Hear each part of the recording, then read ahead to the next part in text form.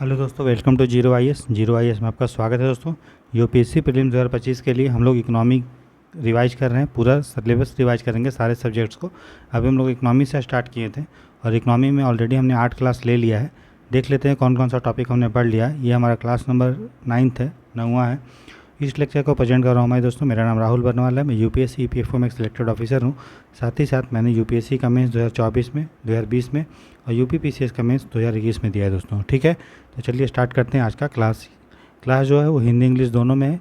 इसका पीडीएफ जो है वो इंग्लिश में हम दे दिए हैं और साथ साथ आपको हिंदी का टर्म भी हम बताते जा रहे हैं, ताकि हिंदी मीडियम का बच्चे अगर इंग्लिश वाला पीडीएफ भी पढ़े तो कोई दिक्कत ना हो।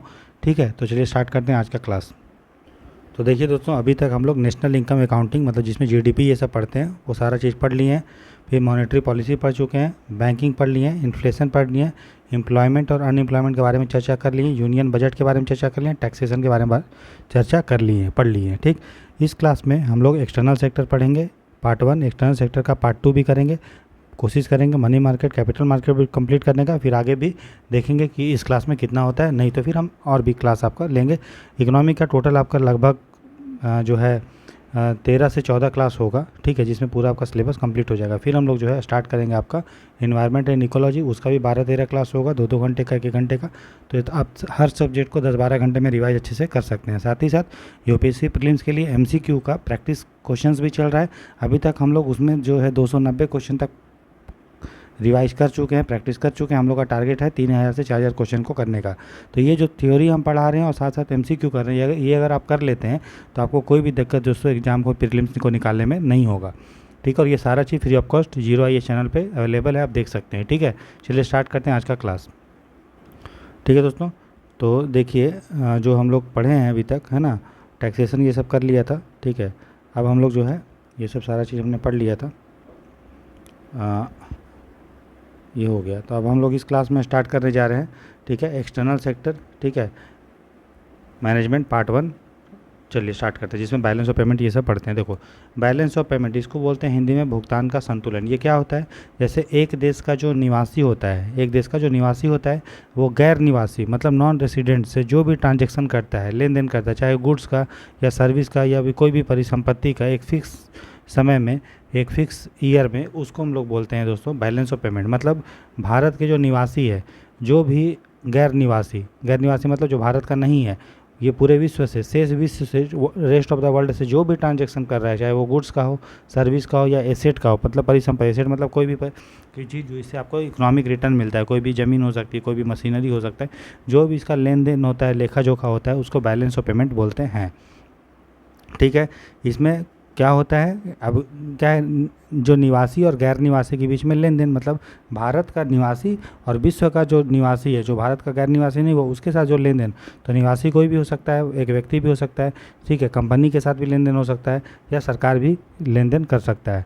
तो इसमें ये चीज़ होता है। ठीक है, ट्रांजेक्शन में क्या होता है, गुड्स और सर्विस का इम्पोर्ट एक्सपोर्ट, आयात निर्यात, ठीक है, कैपिटल चीज़ का भी चीज़ है ना, पूंजी का भी, as well as transfer payment. Transfer payment मैंने बताया था, इसको हस्तांतरण भुगतान बोलते हैं। ट्रांसफ़र पेमेंट जो होता है वो एक तरफा होता है, इसके बदले में कोई भी गुड्स और सर्विस प्रोड्यूस नहीं होता है। जैसे सरकार ने आपको सब्सिडी दिया, तो क्या बदले में आप कुछ दे रहे हैं क्या सरकार को? नहीं दे रहे हैं, ऐसे ही सब्सिडी मिल रहा है। आपको सरकार स्कॉलरशिप दे रही है, बदले में कुछ दे रहे हैं क्या? नहीं दे रहे हैं। तो ये इसको हम लोग हस्तांतरण भुगतान करते हैं, ट्रांसफ़र पेमेंट जिसको हम लोग कहते हैं। ठीक है, तो वो बैलेंस ऑफ पेमेंट में काउंट होता है। याद रखिए, जीडीपी में ट्रांसफ़र पेमेंट को हम लोग काउंट नहीं करते हैं, क्योंकि जीडीपी क्या होता है, production of goods and service. लेकिन ट्रांसफ़र पेमेंट में कोई भी गुड्स और सर्विस तो प्रोड्यूस नहीं हो रहा है, इसीलिए ट्रांसफ़र पेमेंट को हम लोग जीडीपी में काउंट नहीं करते, नहीं उसको ध्यान में रखते हैं। जबकि बैलेंस पेमेंट हम लोग लेन देन में उसको रखते हैं, जिसमें ट्रांसफर पेमेंट में कैसे आता है, विदेश से अगर कोई पैसा प्राप्त हो रहा है, कोई रेमिटेंस हो रहा है, तो वो सारा चीज़ है। तो बैलेंस पेमेंट में ये सारे चीज़ होते हैं। बैलेंस पेमेंट का देखें हम अगर, तो बैलेंस पेमेंट का कंपोनेंट देखें तो इसमें 2 खाता होता है, एक होता है करेंट अकाउंट, ठीक है, और एक होता है कैपिटल अकाउंट। ठीक है, बैलेंस पेमेंट में जो भी लेन देन होता है उसको हम लोग या तो करेंट अकाउंट में रखते हैं और या तो कैपिटल अकाउंट में रखते हैं। करेंट अकाउंट में क्या क्या रखते हैं? करेंट अकाउंट में याद करने के लिए आप याद कर लो SIT।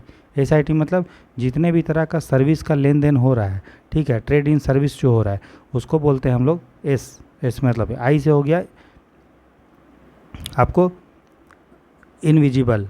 ठीक है, ठीक है।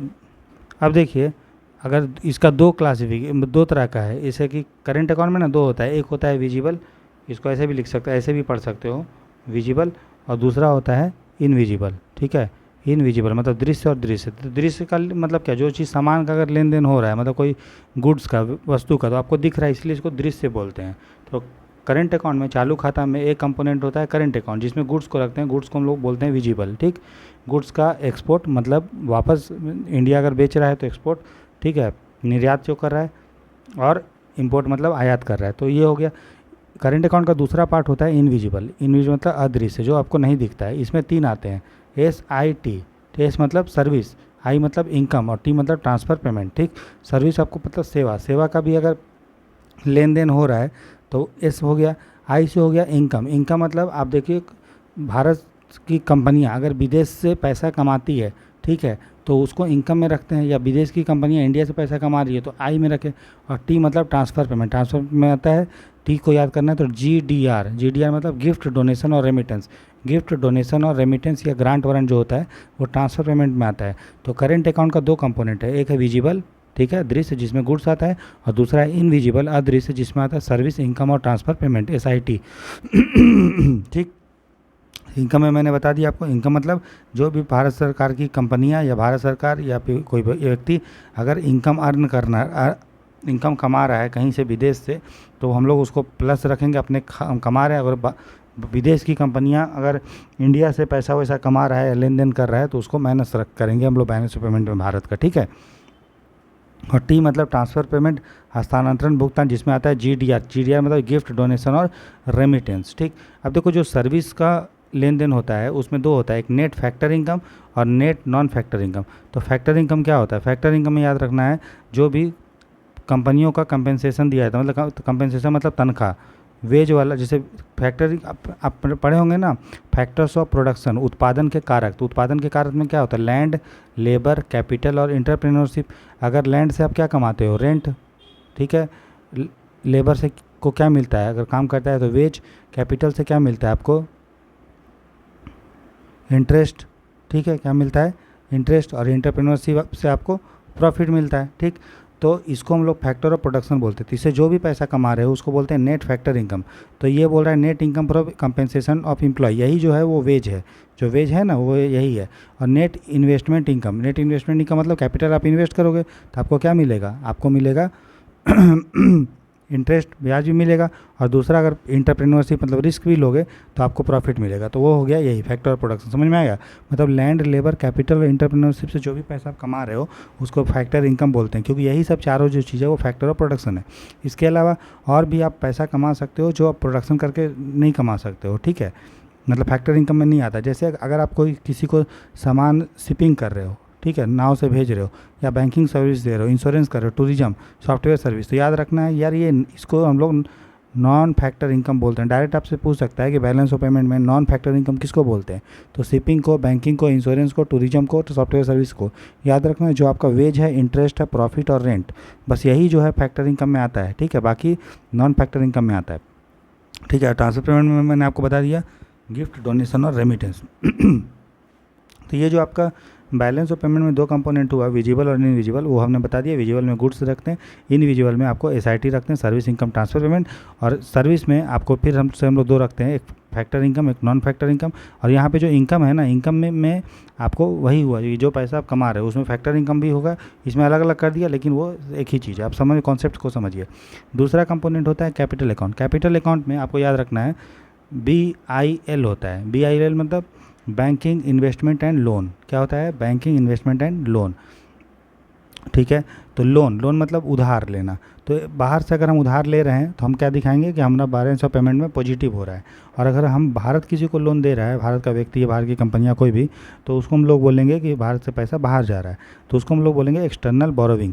कैपिटल अकाउंट में वो चीज़ को रखते हैं दोस्तों जो कभी कभी होता है। क्या होता है, जो कभी कभी होता है, फिर बहुत ज़्यादा अमाउंट का होता है, बहुत ज़्यादा अमाउंट मतलब पैसा उसमें बहुत ज़्यादा लगता है, लेन देन होता है, और जिससे आपको एसेट और लायबिलिटी, एसेट एंड लायबिलिटी का निर्माण होता है। मतलब एसेट लायबिलिटी कम होगा या ज़्यादा होगा उसको कैपिटल अकाउंट में रखते हैं, ठीक है। जैसे अगर हम लोन किसी से लिए हैं तो क्या हमको उसको वापस देने का लायबिलिटी है ना, दायित्व है ना, तो इसीलिए जो भी आपका एसेट और लायबिलिटी प्रभावित होगा जहाँ पे, उसको हम लोग कैपिटल अकाउंट में रखते हैं। जहाँ पे एसेट लायबिलिटी प्रभावित नहीं होता है, ठीक है, जिसका कोई चर्चा नहीं होता है एसेट लायबिलिटी का, उसको करंट अकाउंट में रखते हैं, ठीक।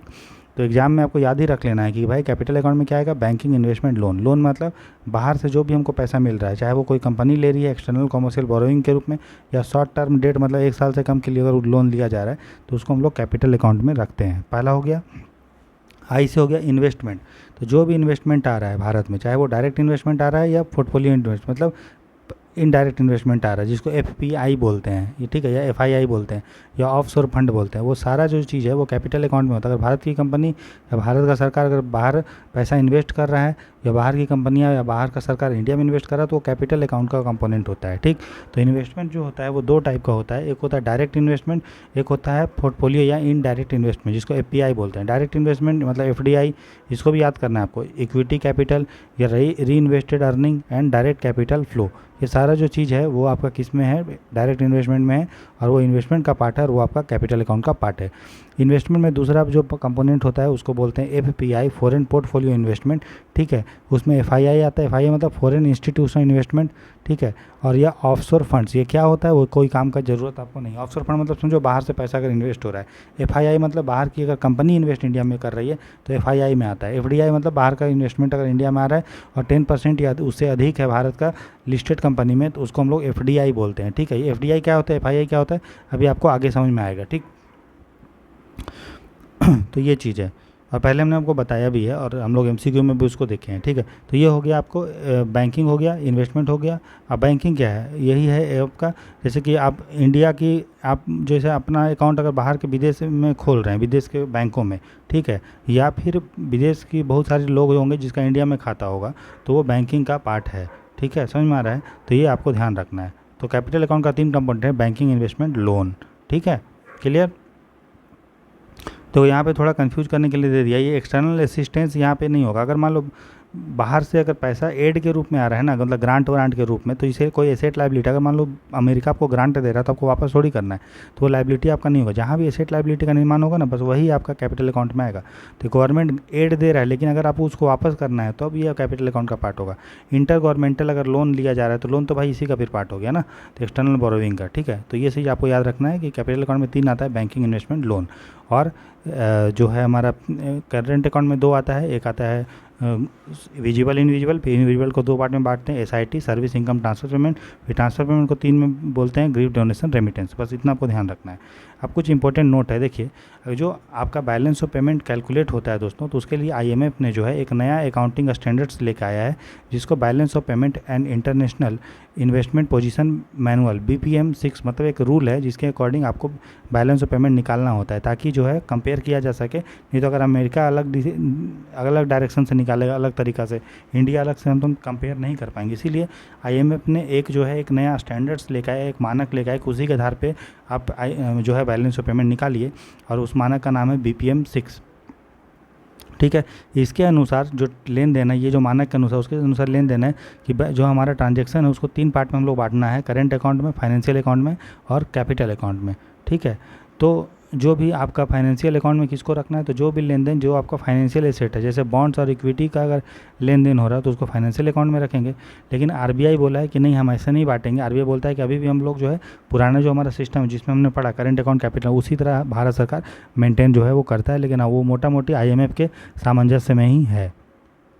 तो देखिए दोस्तों, नेक्स्ट है वो क्यों जो है बैलेंस ऑफ पेमेंट जीरो होता है। देखिए कोई भी अगर देश का बोलेंगे ना तो उसका बैलेंस पेमेंट पॉजिटिव नेगेटिव हो सकता है, डिपेंड कर रहा है कि वो बाहर से पैसा कमा रहा है या फिर पैसा ज़्यादा विदेश को दे रहा है, ठीक। लेकिन अगर पूरे विश्व का बैलेंस ऑफ पेमेंट देखेंगे तो वो जीरो आता है। क्यों आता है, क्योंकि देखो एक देश जो पैसा कमा रहा है वो किसी दूसरे देश से कमा रहा होगा, तो एक देश के लिए जितना पॉजिटिव होगा उसी तरह से दूसरे देश के लिए उतना नेगेटिव होगा, या पूरे विश्व के लिए। तो मोटा मोटी सब जोड़ जाड़ के देखोगे तो जीरो ही आना है। क्यों, क्योंकि एक देश या तो ले रहा होगा या तो फिर दे रहा होगा, एक देश से या एक से अधिक देश से। तो जितना भी ट्रांजैक्शन रिकॉर्ड किया जाता है बैलेंस पेमेंट में वो जीरो होता है, क्योंकि जो भी क्रेडिट होता है पैसा वो हमारा करंट अकाउंट में दिखता है, तो वो सेम आपका कैपिटल अकाउंट में डेबिट भी हो जाएगा, ठीक है। तो अगर इंडिया का भी देखोगे अगर बैलेंस ऑफ पेमेंट में, तो एक तरफ जो चीज़ क्रेडिट होगा दूसरी तरफ वो डेबिट होगा, तो ये अलग सेंस है, लेकिन हम बात करने की अगर पूरे विश्व का बैलेंस ऑफ पेमेंट देखेंगे वो जीरो का, लेकिन इंडिया का बैलेंस पेमेंट जीरो भी हो, पॉजिटिव भी हो सकता है, नेगेटिव भी हो सकता है, या फिर जीरो भी हो सकता है। लेकिन बैलेंस ऑफ पेमेंट अगर आपका नेगेटिव आता है तो उसी को हम लोग बोलते हैं कि बैलेंस ऑफ पेमेंट का क्राइसिस, बीओपी क्राइसिस, जो 1991 के आसपास होने के कगार पे था लेकिन हुआ नहीं था। तो अगर कोई कंट्री एक्सपोर्ट करता है वो चीज़ को, जो करेंट अकाउंट का पार्ट होता है, क्योंकि export of goods and service, तो सेम आपका जो है उतना ही फॉरेन कैपिटल उसको मिल रहा होगा, है ना। तो वो आपका वो कैपिटल अकाउंट में लिख देगा। तो जो करेंट अकाउंट में लिखेगा सेम आपका कहीं ना कहीं वो कैपिटल अकाउंट में आपको लिखेगा, चाहे डेबिट साइड या क्रेडिट साइड, ठीक है। तो इसीलिए करेंट अकाउंट में प्लस कैपिटल अकाउंट में अगर हम लोग जोड़ देते हैं तो आना चाहिए क्या, जीरो आना चाहिए, क्योंकि एक का पॉजिटिव होगा तो दूसरे का नेगेटिव तरफ जाएगा। लेकिन जब हम लोग बैलेंस पेमेंट निकालते हैं तो कुछ एरर या ओमिशन भी आता है। तो करेंट अकाउंट को जोड़ दो, कैपिटल अकाउंट को जोड़ दो, नेट एरर एंड ओमिशन निकालोगे तो जीरो आएगा। इसको बैलेंस ऑफ पेमेंट आपका मतलब कितना आया, जीरो आया। लेकिन ये हुआ तब हमने जोड़ा, लेकिन अगर हम ऐसे निकालें कि करेंट अकाउंट में कितना है, कैपिटल अकाउंट में कितना है, तब किसी देश का बैलेंस पेमेंट या तो पॉजिटिव आता है या तो नेगेटिव आता है। जीरो जो है मतलब किसी का उतना नहीं आता है, वो आइडियल केस है।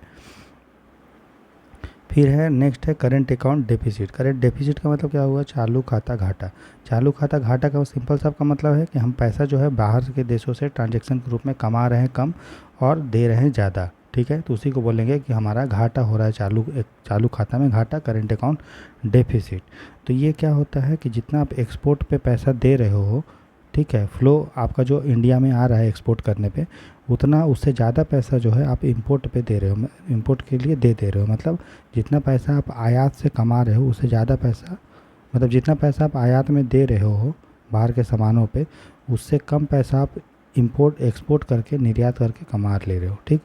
तो ये इससे हमको करंट अकाउंट डेफिसिट से पता चलता है कितना पैसा आपके अकाउंट में मतलब आपके देश में आ रहा है गुड्स और सर्विस के थ्रू, और कितना पैसा आपके देश से बाहर जा रहा है, ठीक है।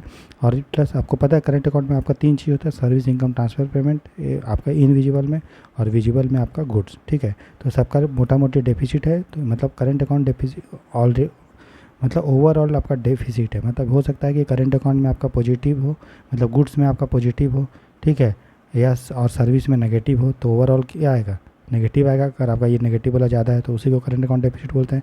तो कोई भी केस हो सकता है, या तो फिर आपका गुड्स में आप ज़्यादा पैसा कमा रहे हो उससे ज़्यादा सर्विस में दे रहे हो, या तो उल्टा हो सकता है कि सर्विस में आप ज़्यादा कमा रहे हो लेकिन सर्विस में कम कमा रहे हो, गुड्स में ज़्यादा पैसा आपको बाहर देना पड़ रहा है। तो ये मोटा मोटी ओवरऑल आपका नेगेटिव आएगा, उसी को करंट अकाउंट डेफिसिट हम लोग बोलते हैं। अब देखते हैं करंट अकाउंट डेफिसिट और बैलेंस ऑफ ट्रेड, ये क्या होता है। तो बैलेंस ऑफ, जब हम ट्रेड की बात करते हैं दोस्तों, तो ये सिर्फ गुड्स का जो हम लोग लेन देन करते हैं इंपोर्ट और एक्सपोर्ट, बस उसी को देखता है, ठीक। लेकिन जो बैलेंस ऑफ करंट अकाउंट में होता है सिर्फ गुड्स तो नहीं आता है, उसमें विजिबल और इनविजिबल, विजिबल में तो गुड्स आ गया, ठीक है, और इनविजिबल में आपका सर्विस, इनकम, ट्रांसफ़र पेमेंट आता है। तो बैलेंस ऑफ करंट अकाउंट जो होता है उसमें बैलेंस ऑफ ट्रेड भी होता है जो गुड्स होता है ये, और इसके अलावा बैलेंस ऑन इनविजिबल होता है। मतलब बैलेंस ऑफ ट्रेड जो है वो करंट अकाउंट का बैलेंस का एक भाग है, क्योंकि बैलेंस ऑफ ट्रेड में सिर्फ गुड्स होता है, ठीक है। नेट इनविजिबल का बात की हम बता दिए, इनविजिबल मतलब सर्विस, इनकम और ट्रांसफ़र पेमेंट। इनविजिबल में सर्विस, ट्रांसफ़र पेमेंट, इनकम, ये सारा चीज़ होता है। सर्विस मैंने आपको बता दिया, फैक्टर और नॉन फैक्टर इनकम होता है। फैक्टर इनकम में आपको जो भी आप लैंड, लेबर, कैपिटल, एंटरप्रेन्योरशिप से कमा रहे हो वो पैसा, और नॉन फैक्टर इनकम में shipping, banking, tourism, software service, ठीक है, सारा चीज़ पढ़ा दी है। फिर है कैसे हम करंट अकाउंट डेफिसिट को कम कर सकते हैं। सिंपल बात है, ज़्यादा आप सामान बेचिए, सर्विस ज़्यादा बेचिए, आपको ज़्यादा आप ग्रांट में, डोनेशन में, रेमिटेंस में इंडिया में लाइए, मतलब ज़्यादा पैसा आप कमाइए और कम पैसा जो है खर्च कीजिए गुड सर्विस में। तो वही है। तो जब हम आपका एक्सपोर्ट को बढ़ाएंगे और नॉन इसेंशियल इंपोर्ट, मतलब जो ज़रूरत वस्तु नहीं है उसके इंपोर्ट, मतलब उसके आयात पे कम कर देंगे, रेस्ट्रिक्शन लगाएंगे, जैसे गोल्ड पे, मोबाइल पे, इलेक्ट्रॉनिक्स पे, तो हमारा भारत का पैसा बाहर उतना नहीं जाएगा, और जबकि हम कमाएंगे एक्सपोर्ट के द्वारा, ठीक है, निर्यात करके ज़्यादा पैसा कमाएंगे एक्सपोर्ट करके। फिर करेंसी हेजिंग करेंगे। करेंसी हेजिंग का क्या मतलब होता है कि जब हम रुपया का उतार चढ़ाव को इस तरह से रखेंगे ताकि हमारा एक्सपोर्ट बढ़े, ठीक है। और अगर हम रूल जो है मैन्युफैक्चरिंग एंटिटी बाहर से पैसा लाने के लिए रूल को आसान कर देंगे कि बाहर से आप आसानी से पैसा ले आइए, ठीक है, तो उससे भी हमारा जो है क्या होगा, करंट अकाउंट डेफिसिट कम होगा। कुल मिला के ये है कि ज़्यादा से ज़्यादा हमको पैसा कमाएंगे किसी भी तरीक़ा से, चाहे वो विजिबल हो या इनविजिबल हो, तो हमारा करंट अकाउंट डेफिसिट कम होगा, ठीक है। उसी तरह से जो FPI का इन्वेस्टमेंट लिमिट है डेट का, उसको भी रिव्यू करेंगे तो भी हमारा करेंट अकाउंट डेफिसिट जो होगा वो कम होगा। ठीक, तो ये है।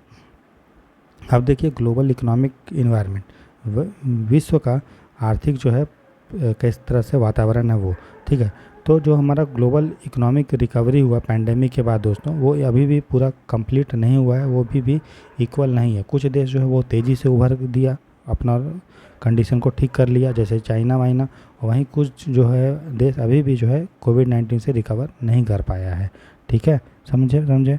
तो वही सारा चीज़ है। बाकी बस यही याद रखना, इनकम्प्लीट अभी भी हम लोग 2020 के पहले तक जो हमारा कोविड जब नहीं आया था, मतलब 2019-20 में कोविड आया, तो उसके पहले जैसा सिचुएशन था वो अभी भी सिचुएशन उसको पूरा हम लोग नहीं कर पाए हैं। अभी हमको कर रहे हैं, तो इसलिए वो इनकम्प्लीट और अनइक्वल इसलिए है कि कुछ देश जैसे चाइना बहुत तेज़ी से ग्रोथ किया है, वहीं कुछ देश अभी भी जो है वो आपका ग्रोथ कर ही रहा है। ठीक, तो ये जो हमारा ग्लोबल इकोनॉमिक इन्वायरमेंट है उसके बीच में भारत का अगर एक्सटर्नल सेक्टर को हम लोग स्ट्रांग है, मजबूत है। क्यों?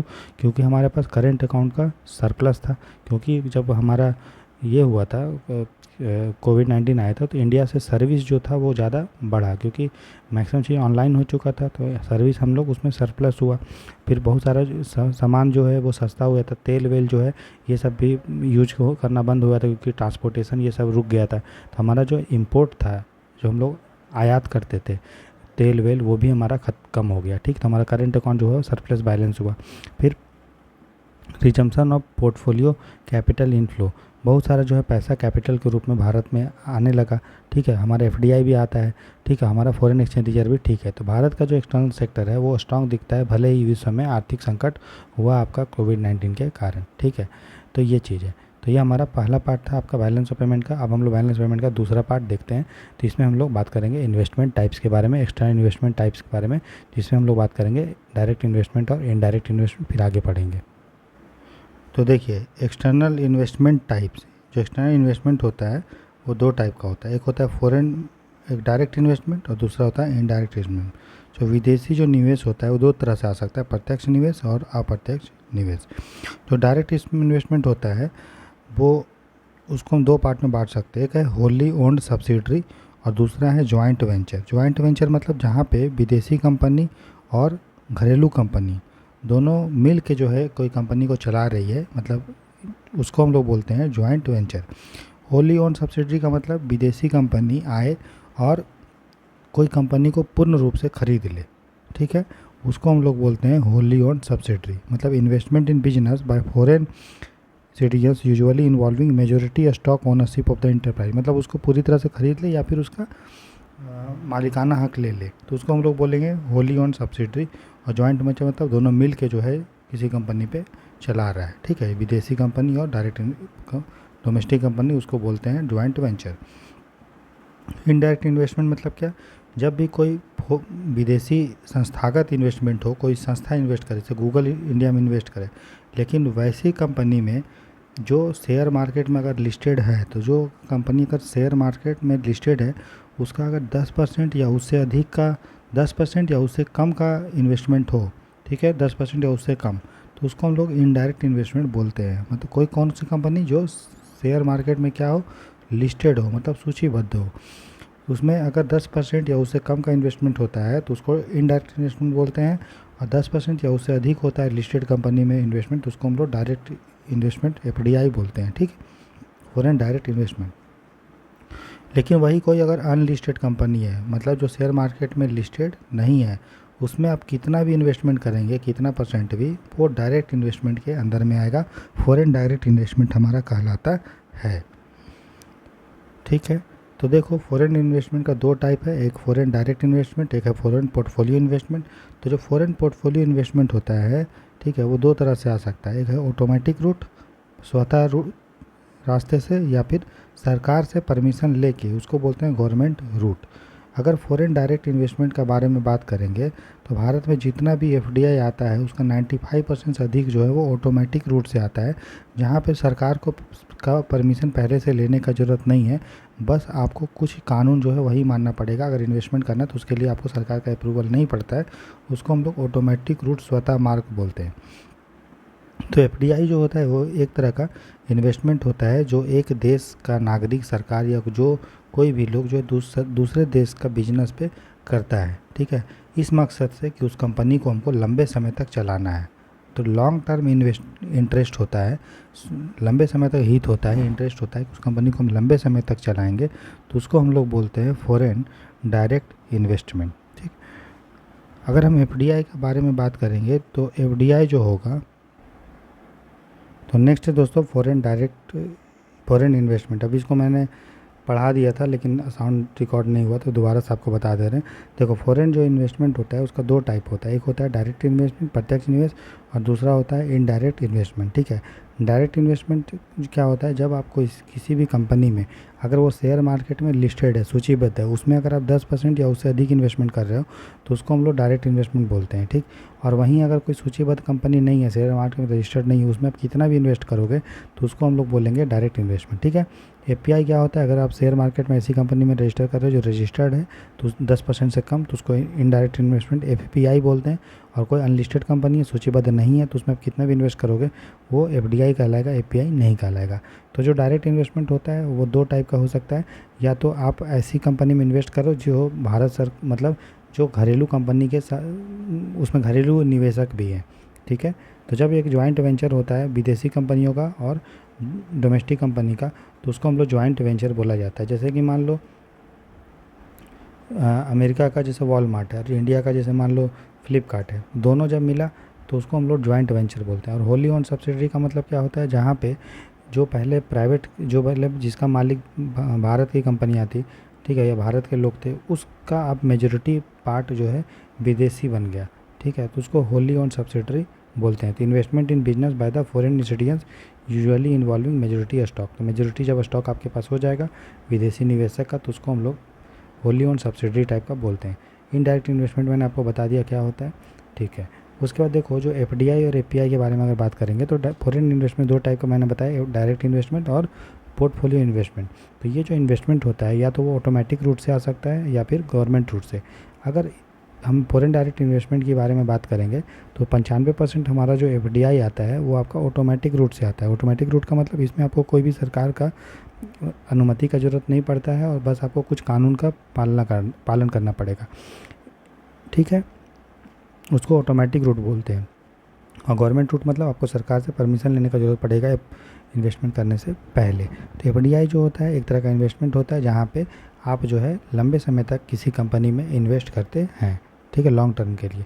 अगर एफडीआई का फॉर्म का बारे में बात करेंगे, ठीक है, तो एक ग्रीन फील्ड हो सकता है। ग्रीन फील्ड मतलब ऐसी चीज़ों में इन्वेस्ट करना जहाँ पे पहले वो नहीं था, मतलब नया तरीका, मान लो कोई नया एयरपोर्ट बना देना या नया कुछ चीज़ ऑफिस खोल देना, है ना, तो उसको हम लोग बोलते हैं ग्रीन फील्ड। पहले मतलब वहाँ पे नहीं था, चाहे वो कोई कंपनी था मान लो, उसका अगर कोई ब्रांच कहीं खोल रहा है, इसमें पूरी तरह सब शुरू से इन्वेस्ट कर रहे हो, तो इसको हम लोग ग्रीन फील्ड इन्वेस्टमेंट बोलते हैं। ठीक, राइट।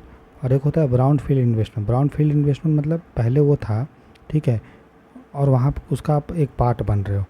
ठीक है, तो उसको हम लोग बोलते हैं brown field investment. Green field मतलब वो पूर्ण नया रूप से, चाहे वो नया चीज़ हो या उसका ब्रांच आप नया तरीका से हो। ये मेन तरीका है इन्वेस्टमेंट करने का डेवलपिंग कंट्री में। फिर दूसरा होता है जहाँ merger and acquisition. Merger and acquisition मतलब जहाँ पे दो कंपनी या एक कंपनी मर्ज हो रहा है और आपका जो उसका जो शेयर है वो घरेलू निवेशक से, डोमेस्टिक निवेशक से विदेशी निवेशक को जा रहा है, उसको मर्जर एंड एक्विजिशन बोलते हैं। अगर हम बात करेंगे फॉरेन डायरेक्ट इन्वेस्टमेंट का टाइप्स का, तो उसको अलग अलग फॉरेन जो डायरेक्ट इन्वेस्टमेंट होता है, विदेशी प्रत्यक्ष जो निवेश होता है, उसको हम अलग अलग कैटेगरी में बांट के पढ़ सकते हैं। एक को बोलते हैं हॉरिजॉन्टल। हॉरिजॉन्टल एफडीआई का मतलब ये होता है कि आप ऐसी कंपनी में इन्वेस्ट कर रहे हैं जो चीज़ आप करते थे। मतलब अगर अमेरिका के जूता बनाने की कंपनी इंडिया के जूता बनाने की कंपनी बाटा में इन्वेस्ट करे तो उसको हम लोग हॉरिजॉन्टल एफडीआई बोलते हैं। दूसरा होता है वर्टिकल एफडीआई।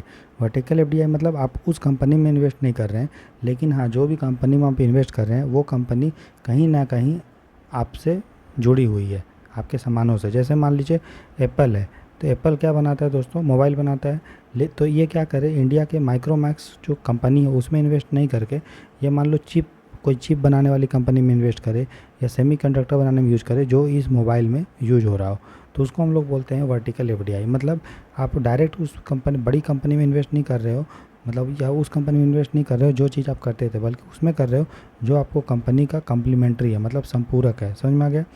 जो रॉ मटेरियल दे रहा है। तो तीसरा होता है कॉन्ग्लोमेरेट एफडीआई। कॉन्ग्लोमेरेट एफडीआई मतलब ऐसी कंपनी में इन्वेस्ट करना करना या जो आपके बिजनेस से लिंक नहीं है। जैसे मान लीजिए एप्पल आईफोन बनाती है, फ़ोन बनाती है, तो मान लीजिए ये इन्वेस्ट कर ले जूता बनाने की कंपनी में, बाटा में, तो ऐसे इन्वेस्टमेंट को हम लोग बोलते हैं कॉन्ग्लोमेरेट एफडीआई। अब देखिए foreign portfolio investment. Foreign portfolio investment को शॉर्ट में एफपीआई बोलते हैं। ठीक है, इसमें क्या होता है कि आप किसी कंपनी के शेयर में, बॉन्ड में, डिवेंचर में, डेरिवेटिव में इन्वेस्टमेंट कर रहे हैं। अब हम देखते हैं फॉरेन डायरेक्ट इन्वेस्टमेंट और फॉरेन पोर्टफोलियो इन्वेस्टमेंट का डिफरेंस। तो फॉरेन डायरेक्ट इन्वेस्टमेंट जो होता है वो इक्विटी और शेयर में होता है, ठीक। और इसमें जो होता है फॉरेन पोर्टफोलियो इन्वेस्टमेंट में वो इक्विटी और डेट में भी होता है। फॉरेन डायरेक्ट इन्वेस्टमेंट जो होता है वो प्राइमरी मार्केट के थ्रू होता है। प्राइमरी मार्केट मतलब पहली बार शेयर अगर कहीं बिकता है तो उसको हम लोग प्राइमरी मार्केट बोलते हैं, ठीक है। इसका कोई जगह नहीं होता, जैसे सेंसेक्स और निफ्टी का जगह है बम्बई में, वो बिल्डिंग बना हुआ है, लेकिन प्राइमरी मार्केट का कोई जगह नहीं होता है। बस कहा जाता है कि पहली बार अगर शेयर कहीं बिका तो प्राइमरी मार्केट है, ठीक है। तो फॉरेन डायरेक्ट इन्वेस्टमेंट जो होता है वो प्राइमरी मार्केट से होता है। फॉरेन पोर्टफोलियो इन्वेस्टमेंट जो होता है वो मुख्य रूप से आपका सेकेंडरी मार्केट से होता है, लेकिन हाँ कभी कभी प्राइमरी मार्केट से भी हो सकता है।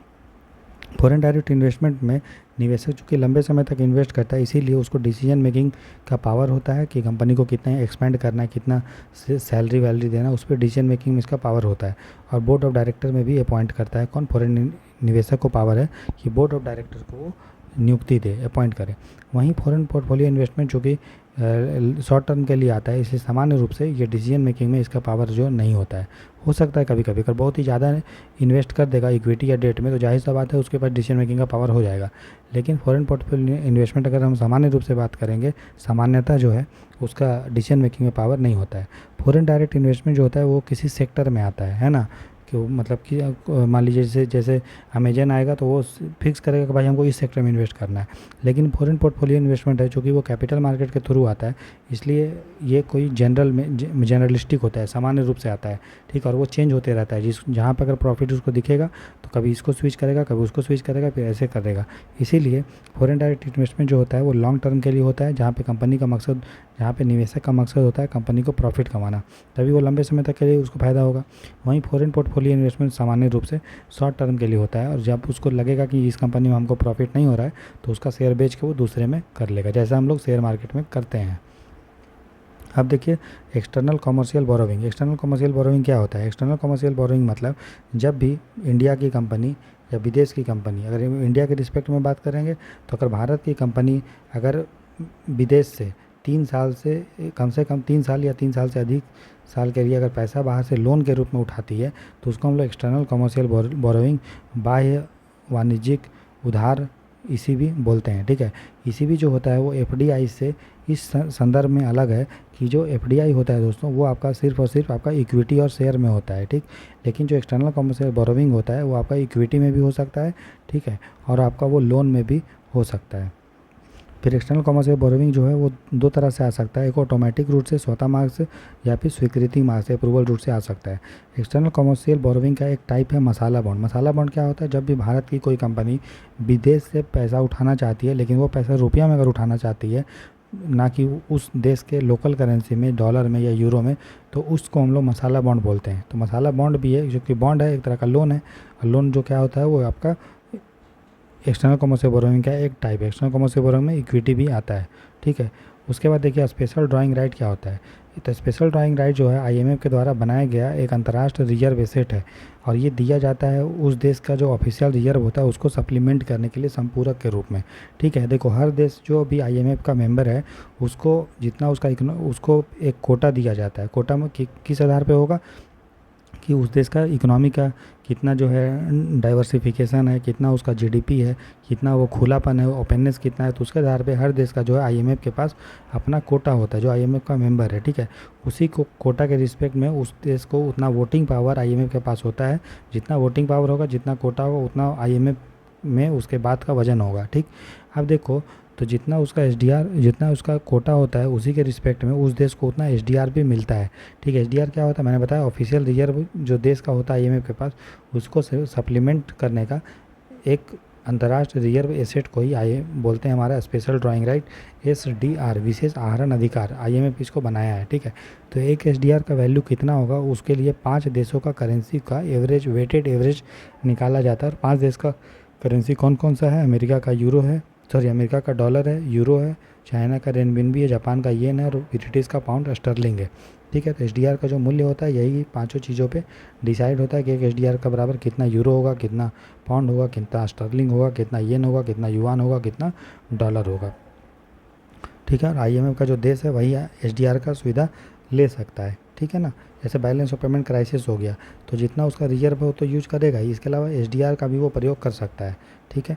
अब देखो SDR जो होता है इसका कोई अपना एग्जिस्टेंस नहीं होता है, इसको आप टच नहीं कर सकते। हम बोलेंगे भारत को कि दिखाओ अपना SDR कितना है, तो बस वो उसका किताब में जो लिखा हुआ है बुक ऑफ अकाउंट में वही दिखाएगा, उसको अलग से नहीं दिखा देगा नोट के रूप में देखो इतना है, ठीक है। इसीलिए SDR को पेपर गोल्ड कहा जाता है, ठीक है। अब देखते हैं हम लोग दोस्तों ग्लोबल डिपॉजिटरी रिसिप्ट और अमेरिकन डिपॉजिटरी रिसिप्ट। देखिए जो अमेरिकन डिपॉजिटरी रिसिप्ट या ग्लोबल डिपॉजिटरी रिसिप्ट है, ये क्या है ना, एक्सटर्नल कॉमर्शियल बोरोविंग का ही टाइप है, समझ में आया।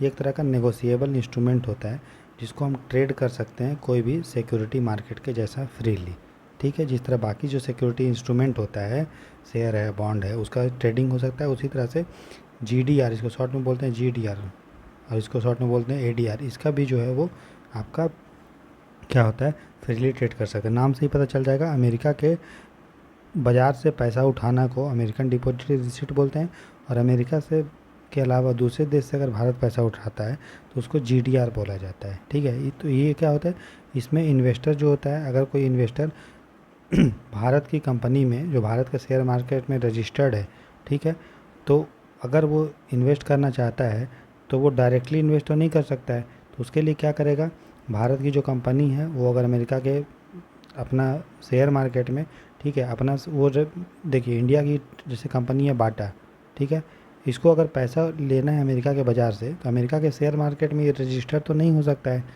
क्योंकि ऑलरेडी ये रजिस्टर्ड इंडिया में। तो ये क्या करेगा, अपना शेयर ऐसी कंपनी को बेच देगा जो अमेरिका के शेयर मार्केट में इंडिया का शेयर को लिस्टेड करवा सकती है, ठीक है। तो बाटा क्या करेगी, इसको अपना शेयर बेच देगी, ये क्या करेगा, अमेरिका के शेयर मार्केट में उसकी कंपनी को रजिस्टर कर देगा, और ये जो इसका जो पैसा शेयर का होगा वो किस में होगा, अमेरिका के डॉलर में लिया जाएगा, तो उसको हम लोग अमेरिकन डिपॉजिटरी रिसिप्ट बोलते हैं, ठीक है। ये अमेरिका के रिस्पेक्ट में।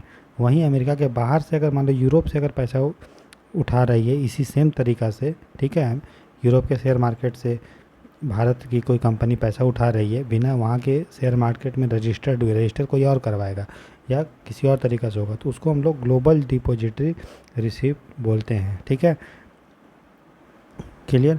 तो बोल रहा है इसमें इन्वेस्टर जो होता है वो क्या करता है, इन्वेस्ट करता है ऐसी कंपनी में जो लिस्टेड कहाँ है, लिस्टेड है भारत में, ठीक है। फिर इसमें क्या होता है, जो ओवरसीज डिपॉजिटरी बैंक है, जो मैंने बताया ना कि बाटा ने अपना शेयर जो है इसको बेचा, ठीक है, तो ये इसी को बोल दिया गया ओवरसीज डिपॉजिटरी बैंक। ये क्या करता है, एक एक्नॉलेजमेंट स्लिप, एक स्वीकृति जो है स्लिप देता है निवेशक को, ठीक है, कि हम अपने बिहाफ पे, हम आपके बिहाफ पे जो है शेयर अपने पास रखे हैं। इस रिसिप्ट को ही हम लोग ग्लोबल डिपॉजिटरी रिसिप्ट बोलते हैं, ठीक है। और अगर अमेरिका के निवेशक अगर इन्वेस्ट कर रहे हैं उसमें तो उसको अमेरिकन डिपॉजिटरी रिसिप्ट बोलते हैं, ठीक है, ये चीज़ है। अब नेक्स्ट है करेंसी स्वैप एग्रीमेंट, ठीक है, मुद्रा अदला बदली इसको बोल सकते हैं, एग्रीमेंट मतलब समझौता, ठीक है। तो करेंसी स्वैप एग्रीमेंट क्या होता है दोस्तों, ये दो देश के सेंट्रल बैंक, केंद्रीय बैंक के बीच में होता है, ठीक है, जहाँ पे एक देश जो है अपना मुद्रा को दूसरे देश के मुद्रा या तीसरे मुद्रा में उसको एक्सचेंज करता है, ठीक है। जैसे मान लीजिए इंडिया और जापान ने साइन किया करेंसी स्वैप एग्रीमेंट, कितने का, $75 बिलियन का। तो क्या होगा कि इंडिया को येन मिलेगा उतना, या फिर डॉलर देगा जापान, कितना, $75 बिलियन तक दे सकता है, ठीक है। और जापान को बदले में क्या मिलेगा, जापान को उतना बदले में इंडिया का रुपया मिल जाएगा उस के समय से, मार्केट जो भी उसका विनिमय दर होगा, एक्सचेंज रेट, उसके हिसाब से, ठीक है। तो या तो इंडिया उसको डॉलर दे देगा, यहाँ पे देखिए जैसे कि यहाँ पे $75 बिलियन का हुआ ना एग्रीमेंट इंडिया जापान में, तो मान लीजिए इंडिया को ज़रूरत पड़ा डॉलर का, तो जापान या तो उसको येन दे देगा अपना, येन भी अंतर्राष्ट्रीय से स्वीकार मुद्रा है, रुपया तो उतना नहीं एक्सेप्ट करते हैं लोग बाहर के। सऊदी अरेबिया को हम रुपया देंगे वो थोड़ी स्वीकार करेगा, रुपया से वो क्या करेगा। लेकिन येन, ये हमने अभी जो 5 करेंसी देखा, येन, युआन, ठीक है, डॉलर, पाउंड, आपका ये आपका यूरो, तो वो जो है 5 मुद्रा इंटरनेशनली एक्सेप्टेड है, उसका बहुत सारा लेन देन होता है। तो बट करेंसी एक्सचेंज मान लीजिए इंडिया को डॉलर की ज़रूरत पड़ेगा, तो या तो उतना डॉलर दे देगा जापान, या तो येन दे देगा, और बदले में भारत क्या देगा, उस समय के हिसाब से जितना भी रुपये, एक येन बराबर जितना रुपया होगा उसको एक्सचेंज रेट कर दे, उतना रुपया दे देगा, ठीक है। इससे फ़ायदा क्या होगा, भारत को उतना डॉलर और येन मिल जाएगा, क्योंकि भारत का जो आरबीआई है वो डॉलर और रुपये नहीं छाप सकता ना येन, लेकिन उतना उसको रुपया वो दे देगा, क्योंकि रुपया छापना उसके लिए आसान है। इसीलिए करेंसी स्वैप एग्रीमेंट साइन होता है। तो भारत और श्रीलंका भी साइन किया $400 मिलियन का, जिसके तहत भारत उतना डॉलर देगा किसको, श्रीलंका को, और श्रीलंका उतना जो है रुपया, श्रीलंका रुपया इंडिया को मिलेगा। अच्छा ये बताइए, श्रीलंका जो को उतना इंडिया, मतलब भारत को क्या मिलेगा बदले में, उतना इंडिया का श्रीलंका का रुपया मिलेगा। तो अच्छा ये बताइए कि तो जापान को उससे क्या फ़ायदा हुआ, श्रीलंका को क्या फ़ायदा हुआ। तो ये फ़ायदा हुआ कि भारत जापान से कुछ खरीदता भी तो होगा, ठीक है। भारत मान लीजिए जापान से, या जापान मान लीजिए भारत से खरीदा मान लीजिए सोलर सेल, तो जापान क्या करेगा, जो रुपया दिया है ना इंडिया, वही रुपया से इंडिया को पेमेंट कर देगा। उसी तरह से श्रीलंका जो रुपया देगा भारत को, जब उसको भारत $400 मिलियन देगा, तो भारत क्या करेगा, श्रीलंका को अगर कुछ सामान खरीद रहा है तो श्रीलंका के रुपया में ही उसको पेमेंट कर देगा। तो ये हो गया करेंसी स्वैप एग्रीमेंट। नेक्स्ट हम लोग देखते हैं foreign exchange reserve in India, Bharat में विदेशी मुद्रा भंडार। तो जो अगर हम बात करेंगे कि 8 मार्च तक कितना था, लगभग $600 बिलियन के आसपास, $650 बिलियन के आसपास हमारा जो है फॉरेन एक्सचेंज रिजर्व है, ठीक है। और अगर हम मंथली इंपोर्ट का बात करेंगे, कितना हम इंपोर्ट करते हैं एक महीना में, तो $50 बिलियन के आसपास हम लोग गुड्स एंड सर्विस का करते हैं। इसका मतलब हम लोग अगर बात करेंगे, अगर हम लोग एक्सपोर्ट कुछ ना करें एक साल तक, खाली सिर्फ इंपोर्ट करें $50 बिलियन, तो फिर भी हमारे पास इतना रिजर्व है कि हम लोग एक साल के लिए 12×5=60 हुआ ना 600, तो $600 बिलियन का हम लोग आराम से, हमारे पास इतना मुद्रा भंडार है कि हम लोग अपना इंपोर्ट को, आयात को पूरा कर सकते हैं। भले हम एक्सपोर्ट ना भी करें तो एक साल तक हमारा चलेगा। मतलब भारत का जो फॉरेन एक्सचेंज रिजर्व है वो सफिशिएंट है। लेकिन जब हमारा बैलेंस ऑफ पेमेंट क्राइसिस होने वाला था 1991 में, तो हमारे पास जो रिजर्व बहुत कम था, और मात्र 14 दिन के लिए ही, 14 डेज के लिए ही हम लोग के पास रिजर्व था, उससे हम लोग अपना इंपोर्ट को पूरा कर सकते थे। लेकिन अभी हमारे पास सफिशिएंट है, एक साल तक हम लोग कर सकते हैं। उसको इंपोर्ट कवर बोलते हैं। क्या बोलते हैं उसको, इंपोर्ट कवर। अब देखिए दोस्तों कि अगर हम सितंबर के बारे में बात करेंगे, तो इंडिया का जो एक्सटर्नल डेट था, एक्सटर्नल डेट मतलब बाहर से भारत ने कितना लोन लिया है, वो $635 बिलियन है। मतलब जितना हमने लोन लिया है उसके आसपास ही हमारा फॉरेन एक्सचेंज रिजर्व है, ठीक। अब देखिए फॉरेन एक्सचेंज का जो रेट है कि मतलब $1 बराबर कितना हो गया, उसका कैसे निर्धारण होता है, डिटर्मिनेशन कैसे होता है। तो उसके लिए कुछ कॉन्सेप्ट है, एक है डेप्रीसिएशन और एक है एप्रीसिएशन। डेप्रीसिएशन का मतलब हो गया जब किसी देश का जो करेंसी है वो कमज़ोर होता है, उसका वैल्यू घटता है, ठीक है। और किसमें, फ्लोटिंग एक्सचेंज रेट में। फ्लोटिंग एक्सचेंज रेट मतलब मार्केट के द्वारा डिसाइड होता है कि कोई भी चीज़, रुपया कमज़ोर होगा डॉलर के रिस्पेक्ट में, या किसी देश के करेंसी के रिस्पेक्ट में, या मजबूत होगा। अगर हम खुले मार्केट पे छोड़ देते हैं, मार्केट मतलब डिमांड और सप्लाई का, मान लीजिए रुपया का डिमांड अधिक होगा, तो कोई भी चीज़ का डिमांड होगा तो उसका रुपये मूल्य बढ़ जाएगा। और रुपया का डिमांड कब होगा, जब हम अधिक से अधिक अगर सामान अपना, तो एक्सचेंज रेट में जो है कॉन्सेप्ट है डेप्रिसिएशन। डेप्रिसिएशन का मतलब समझ में आया, जब भी किसी देश का करेंसी जो है वो फ्लोटिंग एक्सचेंज रेट में, मतलब अगर हम मार्केट के हिसाब से छोड़ देगा, अगर उसका मूल्य कम हो जाएगा रुपया का किसी दूसरे करेंसी के संदर्भ में, तो उसको हम लोग जो है करेंसी डेप्रिसिएशन बोलते हैं, मूल्य ह्रास, ठीक है। और एप्रिसिएशन मतलब सिंपल है, जहाँ देश का करेंसी का वैल्यू अगर बढ़ जाएगा, ठीक है। किसी भी देश का करेंसी का वैल्यू तब बढ़ता है जब उसका डिमांड अधिक होगा, ठीक है। मतलब डिमांड कब अधिक होगा, जब विदेशी लोग डिमांड करेंगे ज़्यादा रुपये का। और वो कब होगा, जब हम लोग एक्सपोर्ट ज़्यादा करेंगे, तो निर्यात ज़्यादा करेंगे। तो मान लीजिए आईफोन, ये माइक्रोमैक्स का फ़ोन हम बेच रहे हैं, ठीक है, या BSNL का सिम कार्ड बेच रहे हैं, तो बाहर विदेशी लोग अगर जितना अधिक से अधिक खरीदेंगे, क्यों खरीदेंगे, अगर खरीदेंगे मान लो, तो वो रुपया का ज़्यादा डिमांड करेंगे, क्योंकि BSNL का सिम डॉलर में थोड़ी बेचेगा इंडिया इंडिया बेचेगा रुपया में तो विदेशी लोग ज़्यादा से ज़्यादा रुपया का डिमांड करेंगे, तो रुपया मजबूत होगा। ठीक है, तो करेंसी हमारा डेप्रिसिएट मतलब बढ़ता कब है उसका मूल्य, जब उसका डिमांड बढ़ेगा। कोई भी चीज़ का डिमांड बढ़ेगा तो उसका मूल्य बढ़ेगा। तो अगर हम मार्केट के हिसाब से अगर छोड़ देंगे तो रुपया का अगर करेंसी का वैल्यू अगर बढ़ता है, देखो $1 बराबर 70 रुपया हो, तो इसका मतलब क्या होगा, 70 रुपया अगर आप दोगे तब आपको $1 मिलेगा। तो $1 के बराबर अगर 50 रुपया हो जाएगा, तो अब क्या है, 50 रुपये में ही आपको $1 मिल जाएगा, मतलब रुपया का मूल्य क्या हो गया, बढ़ गया। तो हम बोलेंगे कि इसको एप्रिसिएशन बोलता है। और मार्केट के हिसाब से छोड़ दे तब सरकार का कोई हस्तक्षेप इसमें नहीं होगा, सब जो चीज़ है वो बाज़ार डिसाइड करेगा। और $1 के बराबर 70 रुपया होगा, उससे ये घट गया, मतलब बढ़ गया, रुपया का मूल्य बढ़ गया, तो इसको हम लोग क्या बोलेंगे, एप्रिसिएशन। और वहीं $1 के बराबर अगर 90 रुपया हो गया, तो अब आपको 90 रुपया खर्च करना पड़ेगा $1 के लिए, तो रुपया क्या हो गया, कमज़ोर हो गया, रुपया का वैल्यू घट गया। तो ये हो गया मार्केट के हिसाब से। और जब मार्केट के हिसाब से नहीं होता है, ठीक है, जब फिक्स एक्सचेंज रेट होता है, फिक्स एक्सचेंज रेट मतलब जब उस देश का सेंट्रल बैंक या फिर सरकार अगर जानबूझ के जो है या खुद से फिक्स कर लेता है या कम बेसी करता है अपने देश का करेंसी, तो उसको और वो अगर मूल्य कम कर देता है, तो देखो डेप्रिसिएशन और डिवैल्यूएशन में ज़्यादा अंतर नहीं है। डेप्रिसिएशन जो होता है वो खुले बाज़ार के हिसाब से होता है, डिवैल्यूएशन में क्या होता है, सरकार जानबूझ के करता है, तो ऑफिशियल होता है। ऑफिशियल मतलब औपचारिक रूप से किया जाता है। ठीक है, जैसे अमेरिका जो है वो चाइना पे आरोप लगाता है कि चाइना जो है अपना करेंसी का डिवैल्यूएशन करता है। जब भी कोई देश का मुद्रा कमज़ोर होगा दोस्तों, तो एक्सपोर्ट जो होगा, जो निर्यात होता है वो बढ़ता है।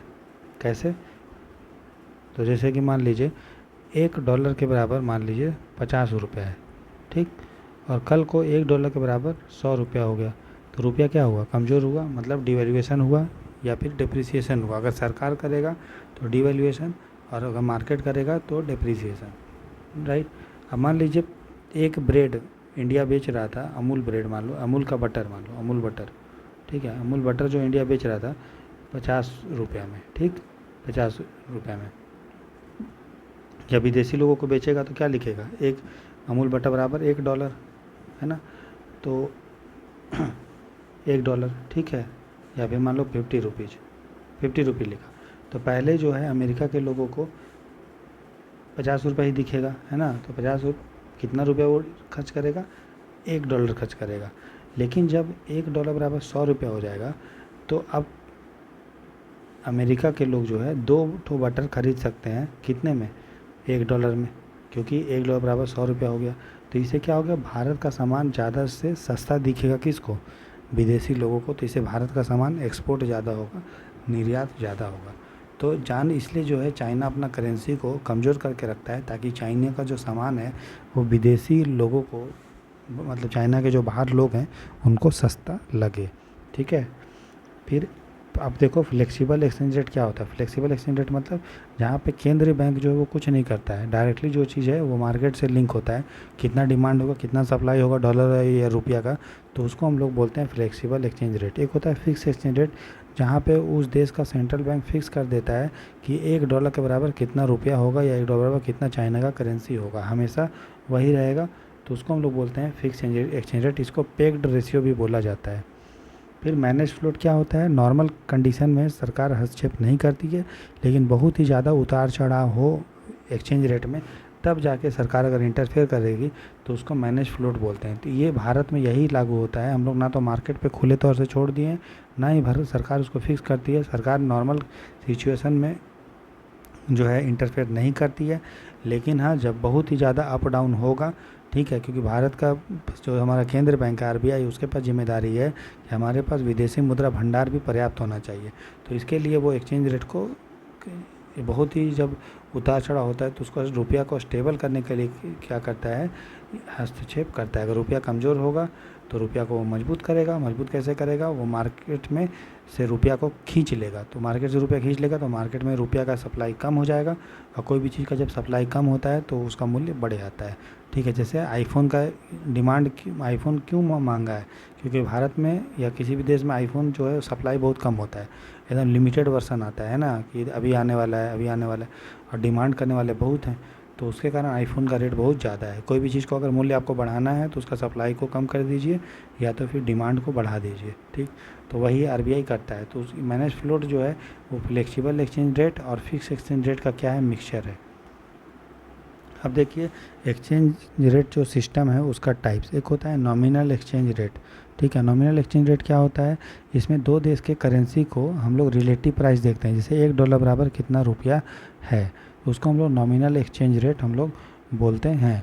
एक होता है real exchange rate, real exchange rate बराबर नॉमिनल एक्सचेंज रेट ही होता है, लेकिन इसमें जो है महंगाई को भी ध्यान में रखते हैं, ठीक। फिर होता है नॉमिनल इफेक्टिव एक्सचेंज रेट, चूँकि अब इसमें देखो दो करेंसी को देख रहे हैं, रुपया डॉलर। अब आपको पता है कि भारत जो है खाली डॉलर में तो लेन देन नहीं कर रहा है, वो जो है रसिया से भी रूबल में कर रहा है, चाइना से युआन में कर रहा है। तो नॉमिनल एक्सचेंज रेट में क्या होता है, जब विश्व का जो मेजर ट्रेडिंग पार्टनर है उसके करेंसी के रिस्पेक्ट में अगर भारत का विनिमय दर देखा जाता है, उसके लिए वेटेड एवरेज निकाला जाता है, तो उसको नॉमिनल एक्सचेंज रेट बोलते हैं। रियल एक्सचेंज रेट जो है वो रियल एक्सचेंज रेट के ही जैसा है, लेकिन विश्व के बहुत सारे करेंसी के रिस्पेक्ट में जो है हम लोग रियल एक्सचेंज रेट निकालते हैं, उसका वेटेड एवरेज। उसके बाद होता है परचेजिंग पावर पैरिटी। दोस्तों परचेजिंग पावर पैरिटी का मतलब ये है कि मान लीजिए कोई फिक्स हमारा बास्केट है, कोई सेम बास्केट है, बास्केट का मतलब है मान लीजिए आपको एक समोसा खरीदना है, ठीक है, 10 पीस मान लो मोमोज खरीदना है, ठीक है, और भी मान लो कुछ कुछ खरीदना है, तो ये फिक्स बास्केट हो गया। इसको इंडिया में मान लीजिए खर्च करने के लिए आपको 500 रुपये का ज़रूरत पड़ रहा है, और भी मान लो कुछ कुछ है, ठीक है, कोई टेडी है मान लो, फिर एलिफेंट मान लो खरीद रहे हो, बहुत लोग खरीदते हैं ना अभी, तो मान लो जो उसको आप खर्च करने में 500 रुपये लग गया, ठीक। अब सेम चीज़ आपको जो है खर्च करने मान लीजिए अमेरिका में ख़रीदना पड़ रहा है, मान लीजिए $10 में, ठीक है, तो हम निकालेंगे कि $10 बराबर कितना है, $10 बराबर कितना है, 500 रुपया। जब मान लीजिए 5,000 रुपये इंडिया में लगा और अमेरिका में वही चीज़ खरीदने के लिए $10 लगा, तो दोनों को बराबर कर दो तब हमको निकल जाएगा, या $100 लगा तो 2 0 कट गया, तो क्या आ गया, $1 बराबर 50 रुपया, ठीक है। तो इसको हम लोग बोल लेंगे क्या, ये परचेजिंग पावर पैरिटी, ठीक। इसका मतलब how much of A basket of internationally traded goods and service, जो अंतर्राष्ट्रीय रूप से गुड्स एंड सर्विस का जो व्यापार हो रहा है उसका एक बास्केट फिक्स होता है, और उसके रिस्पेक्ट में हम निकालते हैं कि उसको खरीदने के लिए भारत का रुपया में कितना है उसको लगेगा इंडिया में, और अमेरिका में डॉलर को उस चीज़ को खरीदने के लिए कितना जो है आपको डॉलर देना पड़ेगा, ठीक है। तो उसको हम लोग बोला जाता है परचेजिंग पावर पैरिटी। उसके बाद देखिए कैपिटल और करेंट अकाउंट कन्वर्टेबिलिटी, ठीक है। कन्वर्टेबिलिटी का मतलब क्या हुआ कि अगर आप लेन देन कर रहे हो तो कितना आसानी से जो है आप डॉलर को रुपया में कन्वर्ट कर पा रहे हो, कैपिटल अकाउंट के लिए, कैपिटल अकाउंट में लेन देन के लिए, या फिर करेंट अकाउंट में लेन देन के लिए कितना आसानी से आप डॉलर को रुपया में कन्वर्ट कर पा रहे हो, ठीक है। तो उसको हम लोग बोलते हैं या तो मतलब एक देश का करेंसी को दूसरे देश की करेंसी में, या याद रखिए सोना में भी, क्योंकि सोना भी जो होता है वो बहुत ही ज़्यादा लिक्विड एसेट है। सोना जो है इंटरनेशनली एक्सेप्टेड जो है एक तरह का आप समझ लीजिए एक क्या है, सामान है जिसको आसानी से आप कोई चीज़ों को लेन देन करने के लिए यूज कर सकते हो, ठीक है। तो उसी को करेंसी कन्वर्टेबिलिटी बोला जाता है। अगर हम भारत के रिस्पेक्ट में देखेंगे तो भारत जो है करेंट अकाउंट में फुल कन्वर्टेबिलिटी को अलाउ करता है, वहीं अगर हम कैपिटल अकाउंट में देखेंगे तो पार्शियल कन्वर्टेबिलिटी है। कहने का क्या मतलब है कि अगर आपको करेंट अकाउंट में लेन देन कोई भी सामान का करना है, गुड्स का, सर्विस, इनकम ट्रांसफ़र, पेमेंट, तो उसके लिए जितना आपको डॉलर इंडिया से लेके जाना चाहिए और जितना बाहर से डॉलर लेके आना आइए, कोई उसमें रेस्ट्रिक्शन नहीं होगा। लेकिन कैपिटल अकाउंट में हम लोग पूर्ण रूप से कन्वर्टेबिलिटी को अलाउ नहीं किया, 100% कन्वर्टेबिलिटी अलाउ नहीं है। तो इसके लिए एक SS तारापुर समिति बना था जिन्होंने बोला था कि भारत को करें कैपिटल अकाउंट कन्वर्टिबिलिटी की तरफ मूव करना चाहिए, लेकिन उन्होंने बोला कि तुरंत से मूव मत करो। कुछ कंडीशन दिया कि महंगाई का दर आपका देश में इतना है, फिजिकल डेफिसिट इतना है ना, टैक्स टू GDP रेशियो, ये बहुत सारा पैरामीटर दिया। अगर वो पूरा हो रहा है तब आप धीरे धीरे जो फेज वाइज में चरणबद्ध तरीक़ा से कैपिटल अकाउंट कन्वर्टिबिलिटी की तरफ मूव कीजिए। अब देखो कि अगर हम अलाउ करते हैं आपका कन्वर्टिबिलिटी, ठीक है, कैपिटल अकाउंट कन्वर्टेबिलिटी या करेंट अकाउंट कन्वर्टेबिलिटी कि रुपया को डॉलर में या गोल्ड में जो है कन्वर्ट करके आप कितना आसानी से इंडिया में ले जा सकते हो बाहर या फिर ला सकते हो। तो उससे फ़ायदा क्या है? फ़ायदा ये होगा दोस्तों कि इससे इन्वेस्टमेंट जो है करना आसान हो जाएगा, लिबरलाइजेशन हो जाएगा, ठीक है, और हमारा अर्थव्यवस्था जो है वो खुलेगा, ठीक है, और रिस्ट्रिक्शन जो है वो कैपिटल को लेके वो कम होगा, और इससे फ्री एक्सचेंज हम करेंसी का लोअर रेट पे कर सकते हैं, ठीक।